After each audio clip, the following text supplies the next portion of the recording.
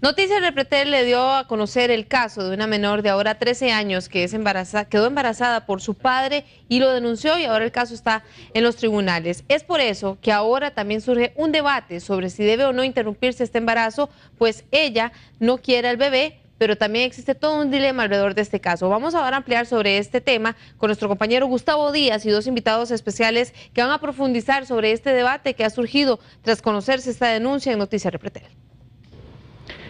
Hola Karina y amigos televidentes. Sin duda alguna el martes anterior surgió una polémica bastante significativa en nuestro país. Dimos a conocer el caso de una menor de 13 años que fue violada por su padre y la dejó embarazada. Hoy incluso ese hombre está en una audiencia y en donde a él se le está pidiendo por parte de la Fiscalía cárcel como medida cautelar después de haber cometido estos hechos. Yo me encuentro con Larisa Arroyo, presidenta de la Asociación Ciudadana Acceder, que vela por los derechos sexuales y reproductivos de las menores, y también con el ex juez penal, Bernal Luis Salazar, experto en todos los temas legales y penales que vamos a debatir en este momento justo sobre este tema. Pero yo quiero dejarlos a ustedes con algunas declaraciones, tanto de la madre, de la abuela y de la hermana de esta niña que nosotros conocimos en un sector de Turrialba y que manifiesta sin duda el malestar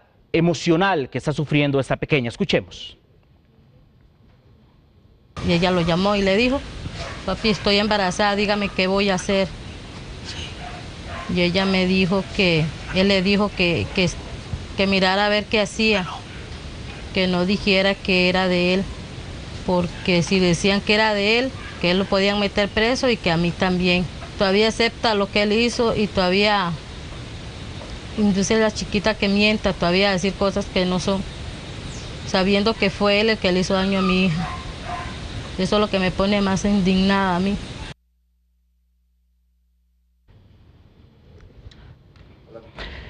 Bien, vamos a iniciar de inmediato con este tema. Larisa y don Bernal Luis, ustedes están muy bien empapados con respecto a lo que es el artículo 121 del Código Penal. Larisa, usted es la que ha estado promoviendo como presidenta de esta asociación el hecho de que se valore la interrupción del embarazo de esta menor. Buenas tardes. Sí, bueno, lo primero, y verdad, más allá del 121, yo creo que es precisamente la necesidad de delegarle esa decisión tanto a la madre y particularmente a la niña, ¿verdad? Pero siempre con un énfasis en que el 121 del Código Penal lo que hace es permitir que las mujeres puedan tomar una decisión de si llevar a cabo el embarazo o no, en casos de excepción. ¿Cuáles son esos? Bueno, cuando se pueda o se tenga que evitar un peligro para la vida y para la salud. Y aquí yo quiero hacer énfasis precisamente en evitar un peligro, es decir, no es que la mujer tiene que estarse muriendo, ¿verdad?, para poder acceder al aborto, y que tiene que ver con lo de peligro, y lo otro que no es solo vida, sino también es salud. Y esa es la parte que incluso el personal de salud en Costa Rica pues parece olvidar, o que nunca ha recibido educación en materia jurídica, ¿verdad?, a nivel de carrera universitaria. Don Bernal Luis, el artículo establece la posibilidad de interrumpir el embarazo cuando hay un riesgo con respecto a la salud de la madre. ¿Eso es algo que se puede prever o tiene que ser algo que según la ley ya está por lo menos dictaminado por un médico? Primero que todo, muchísimas gracias, Gustavo, por invitarme el día de hoy y buenas tardes a todos los televidentes.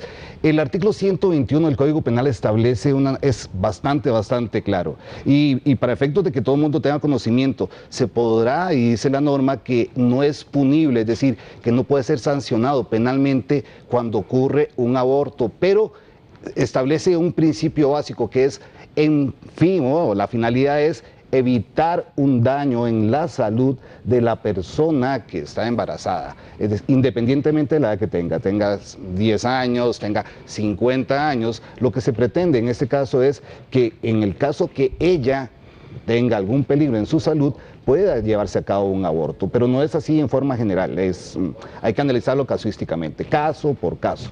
En el caso específico de una niña que queda embarazada a los 12 años, recién cumplió 13 años, a nivel legal, algunas personas apuntan a que su cuerpo no tiene un desarrollo óptimo para un embarazo. Entonces, algunos, como en este caso la Asociación Acceder, apuntan a que esto podría de alguna manera permitírsele la interrupción del embarazo. Yo respeto el criterio de cada uno y cada uno, acorde con lo que son los principios religiosos o culturales, tendrá su opinión. Desde el punto de vista jurídico, la Sala Constitucional desde el año 2004 ya había establecido que cuando hay contradicción, cuando hay un choque de dos principios fundamentales, que es la salud con la vida, debe respetarse principalmente la vida. La salud forma parte del principio general de la salud, la salud forma parte del principio de la vida como tal, pero la Sala en el voto, y hago referencia a uno de ellos, desde el voto 2004-2792. Desde ese momento la Sala vino a indicar que cuando hay un choque de estos dos debe privar el principio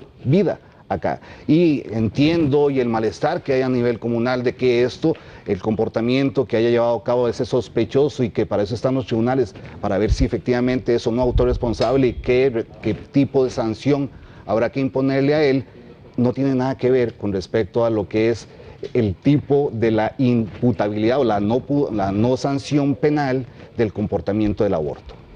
Doña Larisa, ustedes llevan con este movimiento ya hace mucho tiempo. La ONU ha hecho sugerencias al país para establecer un protocolo. El Ministerio de Salud ha intentado hacer algunos arranques.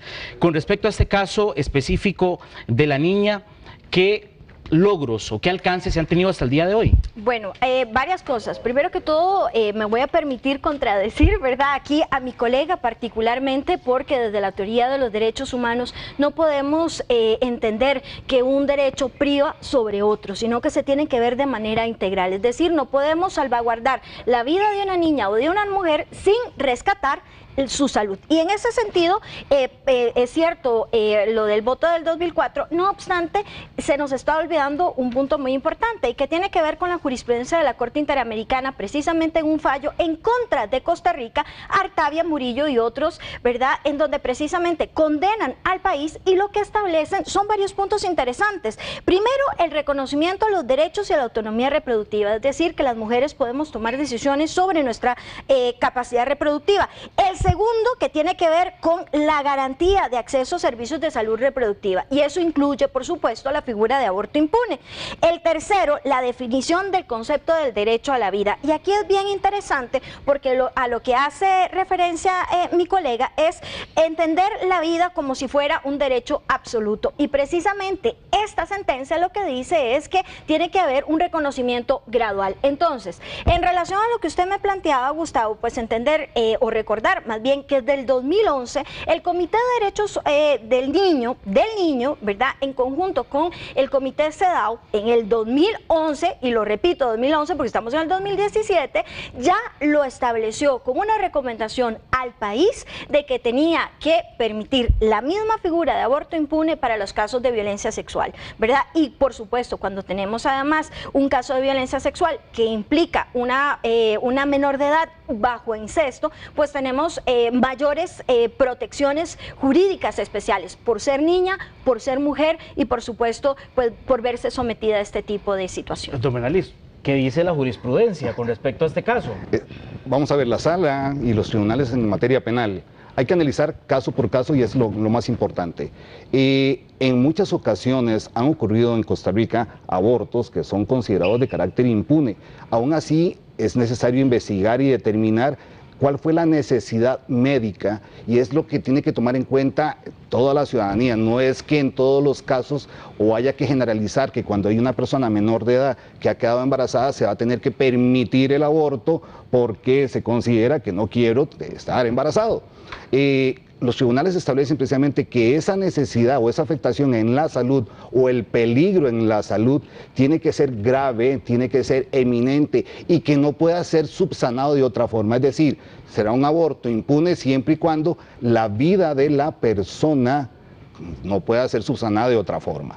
Entonces, los tribunales han venido a condenar a más de una persona que ha hecho lo que es abortos y se ha considerado que son, vamos a ver, que lo hizo en una forma sin necesidad solamente porque le daba la gana, le dio en principio, o lo clásico, un poquito de medicamentos, masaje, los puso a hacer algún tipo de ejercicio para provocar ese aborto. Y en esos casos, esas personas han sido condenadas. La necesidad de la excepción, precisamente hay que analizarlo, si efectivamente hoy por hoy la niña, que entiendo el sufrimiento, entiendo lo que es el malestar a nivel comunal, pero habría que determinar si efectivamente el desarrollo, la gestación de su embarazo le va a poner un peligro o le va a generar un peligro real en su vida. Y no solamente es que no quiero porque es menor. Doña Larissa, entonces, la posición de ustedes es que si la niña no quiere el bebé y tiene el apoyo de la madre, se debería de iniciar con un proceso ya psicológico que vaya con el fin de que se interrumpa el embarazo por encima de un dictamen médico.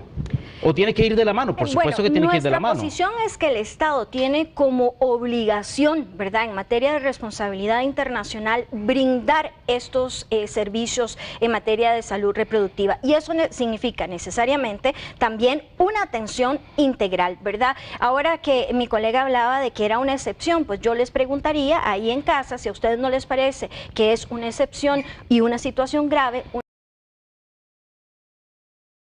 En este caso, yo sí quisiera dejar como muy en claro que la falta de información, la falta de educación que tenemos en Costa Rica ha hecho que las mujeres creamos que solo cuando nos vamos a morir tenemos acceso al aborto, y eso no es cierto. Ahora, que el Estado no le esté brindando, que además no solo es garantía de poder acceder, porque no estamos hablando de servicios privados, sino de la caja del Seguro Social que lo tiene que hacer, es otra cosa. Entonces, si las mujeres no conocemos nuestros derechos, ¿cómo los vamos a reclamar? Y si no conocemos los mecanismos, pues muchísimo menos, ¿verdad? Entonces, en ese sentido, cada quien tomará su decisión, pero es importante que para las personas que nos están oyendo, sepan que pueden demandarle al Estado, ¿verdad?, esta figura de aborto impune, y efectivamente dice varios principios que hay que saber, que tiene que ser por un médico, ¿verdad?, un médico, una enfermera obstétrica, que no haya podido ser evitado por otros medios, y por supuesto que sea para evitar un peligro para la vida o la salud. Y la salud, nada más para terminar con esto, entendida bajo los términos de la Organización Mundial de la Salud, de la OMS, que habla de salud integral, es decir, física y mental. No podemos pensar solo salud física, sino también ese daño, por ejemplo, en el caso de las víctimas de violencia sexual. A mí me preocupa, perdón, Gustavo, a mí me preocupa muchísimo la posición tan radical que está teniendo en este momento la asociación. No se puede generalizar, y es el tema importante acá. O sea, no todos los casos ameritan, ni en todos los casos se pueden. La pretensión sería casi reformar el artículo 31 del Código Civil, reformar eventualmente el artículo 121, modificar el artículo 21 de la Constitución Política, que es la esencia principal de lo que es acá. Recordemos que la Sala Constitucional, las resoluciones son de aplicación erga omnes, es decir, son aplicación obligatoria para todos los ciudadanos que estén en el país en este momento. Por consiguiente, hoy en día tenemos que respetar que no se esté de acuerdo con el contenido de las normas, que no se esté de acuerdo con lo que la Sala Constitucional ha dicho, es otra cosa, pero de conformidad como está la legislación actual hoy por hoy, para poder hacer un aborto y que no sea punible, tendría que existir ese riesgo eminente y absoluto, demostrado clínicamente, es decir, con prueba irrefutable, que la única manera de solventar la vida de esa persona es truncando otra vida. Y es precisamente lo que establece la excepción del artículo 121. Entonces, el argumento de doña Larissa, la ley no lo aprueba de ninguna manera, aunque la defensa de ella va basados en lo que dice la ONU, en el protocolo que eventualmente iba a ser el Ministerio de Salud, no es permitido. Culturalmente, socialmente, moralmente, emocionalmente puede ser un principio muy bonito, muy loable, pero como está redactado hoy en día, la normativa vigente y de aplicación para todos no es posible. O sea, habría que procurar y comenzar a pretender, si un médico, y aquí es donde tengo que hacer la excepción, porque toda regla tiene esa excepción, si un médico determina que efectivamente la niña requiere hacer el aborto porque eso le va a poner en riesgo su vida, o su salud, como dice la norma, será un juez el que tenga que valorar, y autorizar. No es que es una decisión unilateral. La misma sala lo ha venido a indicar y le dio la discrecionalidad precisamente al juzgador para que sea el que tome la decisión si es o no acorde con los elementos de prueba que se determine. Y vamos a ver, no es que tenga que pedir permiso a un juez para que el juez venga a dar la resolución, sino que efectivamente si se hace y se lleva a cabo un aborto y el juez determina que era innecesario, la persona que lo hizo y quien instigó a que lo hiciera podrían ser sancionados penalmente. Doña Larisa, entonces, mi punto de vista es, ante la posición de ustedes y el argumento de ustedes, ¿cuántos casos, desde que tiene la asociación de estar vigente, cuántos casos de este tipo de abortos se han conocido que no son perseguidos penalmente, en el caso de ustedes? Porque nos dice don Bernal que todo hecho se va a perseguir penalmente. No, efectivamente, primero que todo, eso no es cierto, ¿verdad? No es cierto y lo podemos ver con las estadísticas del Poder Judicial. ¿Cuántas personas han sido procesadas, ¿verdad? Por los delitos del 118 y el 119 del Código Penal. Pero incluso le voy a decir algo que es bien interesante, porque cuando usted lo que propone es poner una barrera para el acceso a las mujeres, lo que nos está diciendo es, usted se tiene que esperar, tiene que probar que su salud está en riesgo, a pesar, porque en algo coincidimos, tiene que haber una valoración médica, ¿verdad? Y tiene que irse caso por caso, porque no todos los casos serán iguales, tal vez en unos más bien haya que hacerlo de otra forma, tal vez esa persona no quiere interrumpirlo y eso también hay que considerarlo. El planteamiento que se está haciendo es que la norma es muy clara y esta interpretación que usted nos está brindando no lo hace a la luz de los estándares jurídicos internacionales de derechos humanos, incluyendo Convención de Derechos del Niño, Convención CEDAW, Belém do Pará, ¿verdad? Porque, y me llama mucho la atención, usted utiliza un lenguaje neutral, como las personas que estamos embarazadas. No, las que nos embarazamos somos las mujeres. Y las mujeres en Costa Rica tenemos una protección jurídica especial que garantiza el derecho a vivir libre de violencia y mantener un aborto no deseado cuando nuestra vida o nuestra salud está en riesgo, sea salud física o mental, es tortura, son malos tratos, son inhumanos, degradantes y eso ha sido condenado por los comités de derechos humanos. Doña Larisa y don Bernal, la posición suya, doña Larisa, ha sido contrapuesta en este caso por la posición de la Iglesia, que si bien es cierto, ha manifestado siempre todo el rechazo con respecto a eso. Hay una crisis emocional, hay una crisis psicológica, pero ante la posición de eso, de un gran número de costarricenses, ¿qué respuesta le da usted como promotora a este tipo de decisiones? Bueno, la Iglesia tendrá su discusión y si la feligresía, ¿verdad? Cada quien que sea creyente, pues tendrá esas discusiones en ese foro. Yo creo que lo que nos concierne en este momento es precisamente esta discusión jurídica que estamos teniendo aquí con mi colega, ¿verdad? De frente a la responsabilidad estatal. Es decir, recordar que religión o iglesia y Estado son dos cosas totalmente diferentes, a pesar de que Costa Rica, pues todavía es un Estado confesional y algunas veces confundimos derecho y religión, pero somos un Estado de Derecho, somos una democracia, tenemos un cuerpo normativo que nos protege. Que dicha que lo decís exactamente así, Larisa, porque siento que hay una confusión de principios bastante interesante en la posición de la asociación.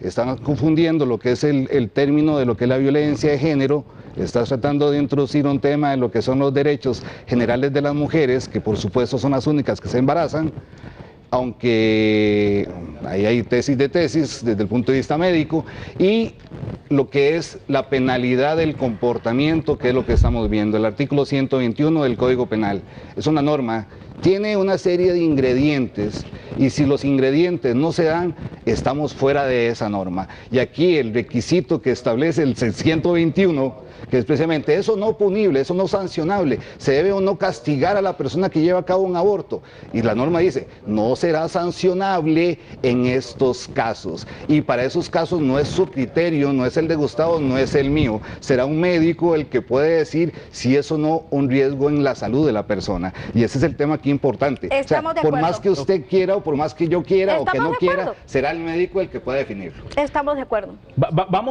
Voy a invitarlos a observar algunos comentarios, una encuesta propiamente que se realizó con respecto a esto.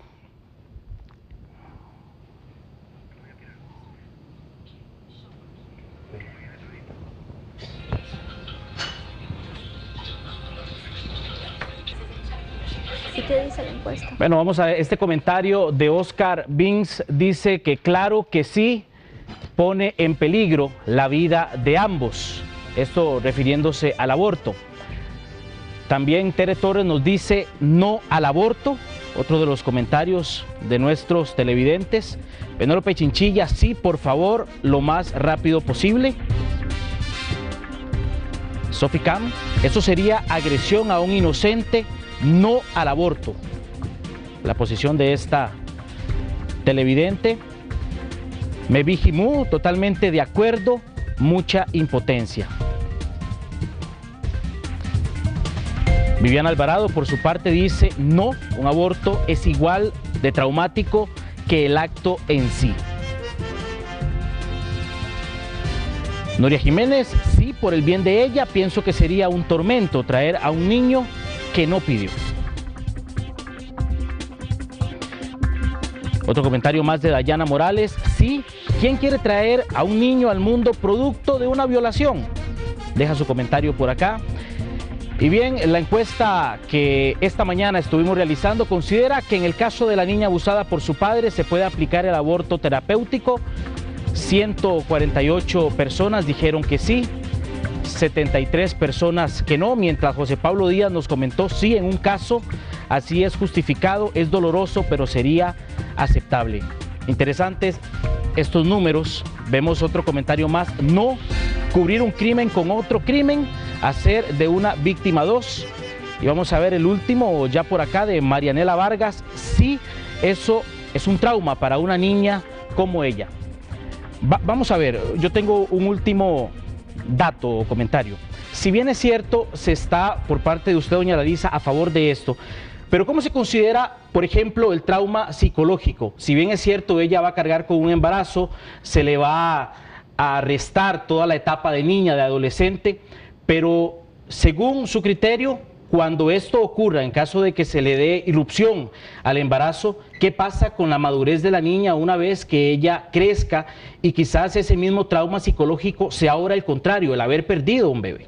Bueno, el estigma que definitivamente cargamos las mujeres, quienes hemos sido víctimas de violencia sexual, es terrible, ¿verdad? Y en el caso, este es un caso que nos deja claro que tenemos que enfocarnos en la prevención contra la violencia hacia las mujeres, incluyendo la violencia sexual. Y aquí yo quiero ser enfática, no es solo un tema de legalidad, no solo un tema de normas, tiene que ver también con un cambio cultural, ¿verdad? Cuando hablamos, por ejemplo, de acoso callejero, cuando hablamos de femicidio, hablamos precisamente de una estructura social e incluso política y jurídica que de alguna manera ha normalizado, ¿verdad?, este tipo de violencia, de manera tal que con mucha independencia del tema sobre el acceso al aborto impune, la pregunta es ¿qué estamos haciendo para que no haya más víctimas de este tipo de violencia sexual? Esta discusión no debería venir al caso. Por ejemplo, tenemos un protocolo para la atención de víctimas de violación sexual que asegura incluso la anticoncepción de emergencia. No deberíamos discutir esto, deberíamos enfocarnos precisamente en la prevención. Doña Larisa, don Bernal Luis, muchísimas gracias por acompañarnos. De 300 a 500 casos al año con respecto a embarazos de menores de 10 a 13 años, que sin duda es un tema que vamos a seguir, por lo menos nosotros, dándole seguimiento y publicación. Vamos a ir ahora a un corte comercial, regresamos con más información en poco tiempo.